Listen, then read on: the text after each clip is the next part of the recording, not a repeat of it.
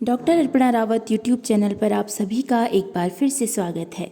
आज का यह वीडियो कक्षा 11 के लिए है और आज की इस वीडियो में आपके लिए हैं कबीर जी द्वारा रचित पदों के प्रश्नों के उत्तर। पहला प्रश्न है, कबीर की दृष्टि में ईश्वर एक है, इसके समर्थन में उन्होंने क्या तर्क दिए हैं? इसका उत्तर है, कबीर की दृष्टि में ईश्वर एक है। इसके समर्थन में उनका कहना है कि सृष्टि में वायु, जल और प्रकाश एक है। सभी मनुष्यों का निर्माण वायु, जल, अग्नि, पृथ्वी और आकाश इन 5 तत्वों से मिलकर हुआ है। इसलिए संसार को बनाने वाला परमात्मा भी एक है। प्रश्न 2 है, मानव शरीर का निर्माण किन 5 तत्वों से हुआ है?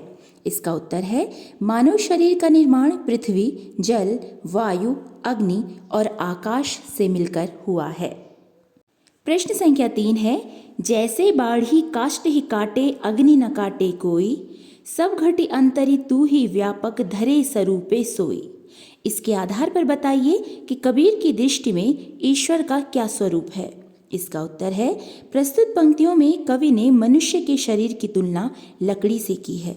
बढ़ई लकड़ी को काट सकता है परंतु उसमें निहित अग्नि को नहीं काट सकता। इसी प्रकार मनुष्य का शरीर नाशवान है, वो नष्ट हो जाता है, परंतु उसमें निहित आत्मा अमर है, उसे कोई नहीं मार सकता। मनुष्य की आत्मा में ही परमात्मा का निवास है। प्रश्न संख्या 4 है, कबीर ने अपने को दीवाना क्यों कहा है? इसका उत्तर है, कबीर के अनुसार जो लोग सांसारिक मोह माया से मुक्त हो जाते हैं वे निर्भय होकर रहते हैं। कबीर भी इस मिथ्या जगत से दूर रहकर परमात्मा की भक्ति में लीन है, इसलिए वे स्वयं को दीवाना कहते हैं। प्रश्न 5 है, कबीर ने ऐसा क्यों कहा है कि संसार बौरा गया है? इसका उत्तर है, बौराना का अर्थ है पागल होना। कबीर ने ऐसा इसलिए कहा है क्योंकि संसार में रहने वाले लोग सच्ची बात पर क्रोधित हो जाते हैं। यदि कबीर उन्हें कुछ सच कहते हैं तो वे नाराज हो जाते हैं, क्रोधित हो जाते हैं और झूठी बात पर विश्वास करते हैं। कबीर को उनका यह व्यवहार ठीक नहीं लगता और इसीलिए वे कहते हैं कि ये संसार बौरा गया है। प्रश्न 6 है, कबीर ने नियम और धर्म का पालन करने वाले लोगों की किन कमियों की ओर संकेत किया है? इसका उत्तर है, कबीर ने नियम और धर्म का पालन करने वाले लोग देखे हैं जो धर्म के नाम पर दिखावा करते हैं। उनके अनुसार प्रातःकाल स्नान कर पत्थरों और वृक्षों की पूजा करने वाले तथा पीर औलिया की बातों का अनुसरण करने वाले अंधविश्वासी होते हैं। ऐसे लोगों को आत्मज्ञान नहीं होता और वे ईश्वर को नहीं पहचान पाते हैं।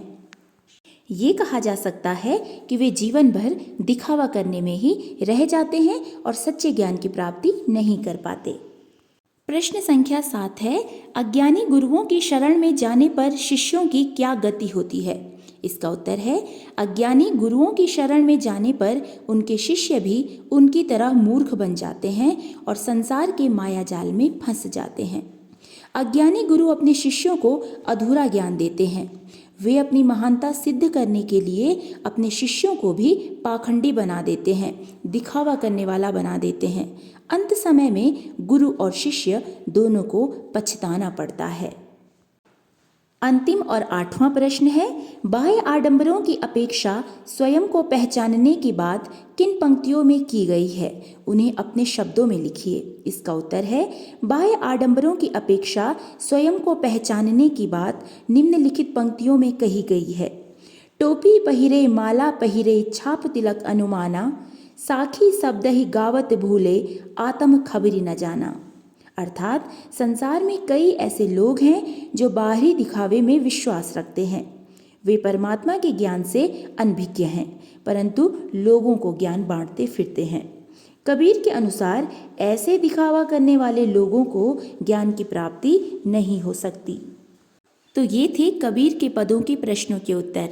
यदि पाठ से संबंधित आपका कोई प्रश्न हो तो आप मुझे कमेंट में लिख सकते हैं और यदि आप कक्षा 11 के लिए कोई दूसरा वीडियो बनवाना चाहें तो भी आप मुझे कमेंट में लिख सकते हैं।